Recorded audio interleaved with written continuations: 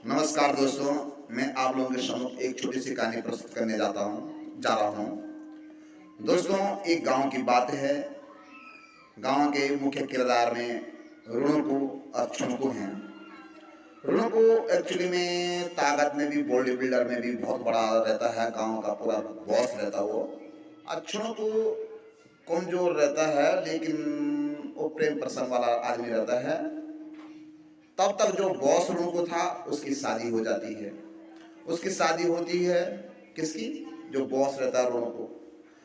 छुनकु उसकी घर वाले देके चोरी चुपके कहता रहता है, गुनगुनाता रहता है, कहो ना प्यार है, कहो ना प्यार है।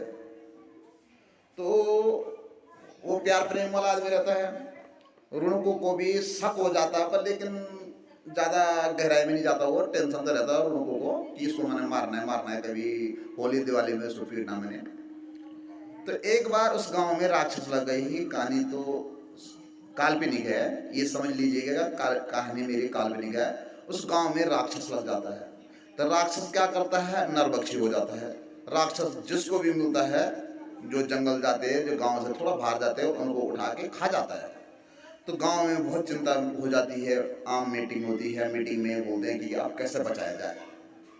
तब तक छुनकु आता है। वो छुनकु चाहता था कि ये मर जाए, इसके घर वाले को मैं भगा दूं। तो छुनकु बोलता है, हमारे गांव में इतना बड़ा बॉस है रुणुकु मारेगा? रुणुकु भी इतने ताकत वाला है, सबको बोलता है कि मैं ये करूंगा, वो करूंगा, मैं ताकत में सबसे ज्यादा हूँ, तो रुणुकु मारेगा? रुणुकु ने भरी मीटिंग में हामी भरी। वो भी डरने वाला कहाँ था। उसने कहा, हाँ जरूर, मैं मारूंगा, मैं राक्षस को मैं मारूंगा, खत्म करूंगा, अपने गाँव को चैन से रखाऊंगा, कोई दिक्कत नहीं होगी, मैं मारूंगा। तो दूसरे शाम की बात थी, 4-5 बजे की बात थी। तो उस गांव पे राक्षस आ गया। राक्षस आया तो रुणुकु भी भागा उसके पीछे, भागते भागते भागते आगे राक्षस, पीछे रुणुकु। और रुणुकु राक्षस मायावी होते हैं। वो एक सुरंग के अंदर, पत्थर की चट्टान के सुरंग के अंदर घसाक से अंदर चले गया। रुणुकु ने कहा, तो तेरे को वहां भी नहीं छोड़ूंगा। रुणुकु भी घसक से सुरंग के अंदर चलेगा। और रुणुकु ने राक्षस को वहां ढेर कर दिया, मार दिया। उसको मार गया तो रुणुकु जोश में तो अंदर चले गया। बाहर आने के लिए दिक्कत हो गई। बाहर कैसा आता? सुरंग पतली थी, रुणुकु मोटा था। अब गांव वाले व्यथित हो गए, चिंता हो गई कि अब रुणुकु बाहर कैसे निकाला जाए। तो रुणुकु मीटिंग हुई आम सभा में, यार आज हम उस चट्टान को तोड़ते हैं तो कहीं पत्थरों से वो ना दब जाए, उस पर चोट ना लग जाए। किस पे? रुणुकु पे, क्योंकि रुणुकु जोश में गया था। अब बाहर कैसा आता?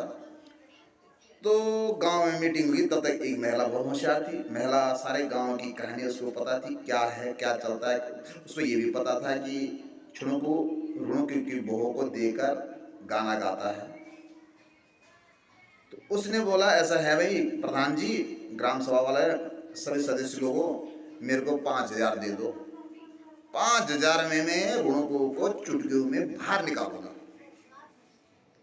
गांव वालों ने बोला, यदि 5,000 देंगे तो निकाल देगी? उसने कहा, क्यों नहीं जी, पक्का, मैं पक्का बाहर निकाल दूंगी।